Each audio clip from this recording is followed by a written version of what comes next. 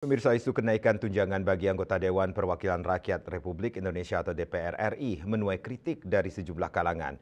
Menyikapi hal tersebut, anggota Komisi 1 DPRD Provinsi Bali, Inyoman Oke Antara menyebut gaji dan tunjangan DPRD tidak pernah alami kenaikan sejak era reformasi.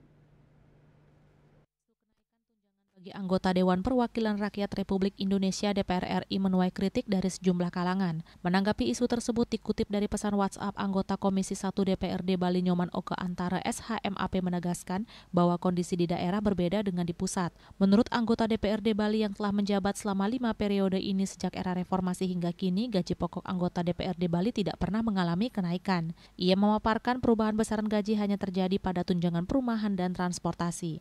Sementara gaji pokok tunjangan istri anak hingga tunjangan beras tetap sama sejak dulu hingga kini. Ia menyebut beberapa tunjangan anggota DPRD masih menggunakan acuan lama, seperti tunjangan istri suami sebesar Rp225.000, tunjangan anak Rp45.000, tunjangan beras Rp217.000, tunjangan komisi Rp174.000, serta tunjangan Banmus dan Bapemperda masing-masing Rp130.000. Ia berpendapat bahwa yang lebih layak mendapatkan kenaikan justru adalah kepala daerah seperti gubernur, bupati, wali kota, serta wakilnya. Sejak reformasi sampai sekarang belum pernah adanya kenaikan gaji dan tunjangan.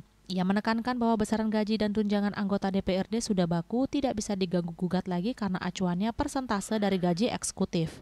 Meski demikian, ia menjelaskan tidak sedikit masyarakat yang salah paham terhadap kinerja wakil rakyat. Dalam setiap pertemuan, Oke Antara menjelaskan kepada para pendukungnya tentang bagaimana upaya beresiko yang dialami dirinya sebagai wakil rakyat. Bahkan ia mengaku harus menjual aset warisan orang tua untuk memenuhi kebutuhan dan kegiatan sosial di masyarakat. Pihaknya menegaskan bahwa hal tersebut merupakan tugas utama seorang wakil rakyat dan menjadi jembatan antara kepentingan rakyat dan pemerintah. Bunga Widrayani, Bali TV.